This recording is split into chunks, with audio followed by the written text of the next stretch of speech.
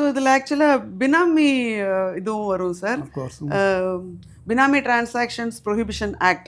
Okay. இது வந்து முதல்ல 1988ல வந்தது. அதுக்கப்புறம் 2016ல அமெண்ட் ஆச்சு. 88ல பார்த்தீங்கன்னா, உங்களுக்கு வந்து பினாமினா முதல்ல என்ன? பினாமினா ஹிந்தியில வந்துட்டு நாமி.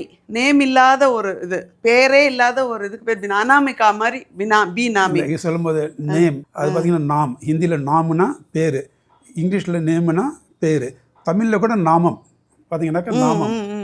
என்ன சொல்றது உங்களுக்கு இப்படி பெருமாள் நாமத்தை பார்த்தீங்கன்னாக்கா நாமம் சொல்லுவாங்க. கோவிந்தா, பேர் கூட வெங்கடேஸ்வரா, நாமம். வைகுண்ட அது மாதிரி வரிசையாக உங்களுக்கு வரும். நாமாவளி அப்படின்னு. ஸோ நாம்ங்கிறது நேம், நாம், நாமம் இதெல்லாம் வந்துட்டு பேருக்கு வரும். பேன்னு முன்னாடி போட்டோம்னாக்கா அதோட ஆப்போசிட் ஆகிடும். ஸோ இங்கே வந்துட்டு நாமி அதுதான் உருதுலேருந்து வந்தது. நாமியை அது நம்ம ஒரு கொலைக்கில் இதாக சொல்ல அது பினாமின்னு சொல்லி கொண்டு வந்துட்டாங்க. ஸோ நம்ம தமிழ்லையும் யூஸ் பண்ணும்போது அது பினாமின்னு தான் சொல்கிறோம். அது வந்துட்டு சுத்த தமிழில் சொல்ல போனால் சொல்லுங்கள் பார்க்கலாம். சுத்த தமிழில் பினாமிக்கு என்னென்னு ரொம்ப பேருக்கு தெரியாது. சுத்த தமிழில் பினாமிக்கு வந்துட்டு அனாமதேய வார்த்தை இருக்குது. அனாமிகான்ற மாதிரி. ஆமாம், அனாமதேயனா அனாத அப்படின்னு சொல்ல முடியாது. அனாமதேயனா ஒரு ஐடென்டிஃபைடு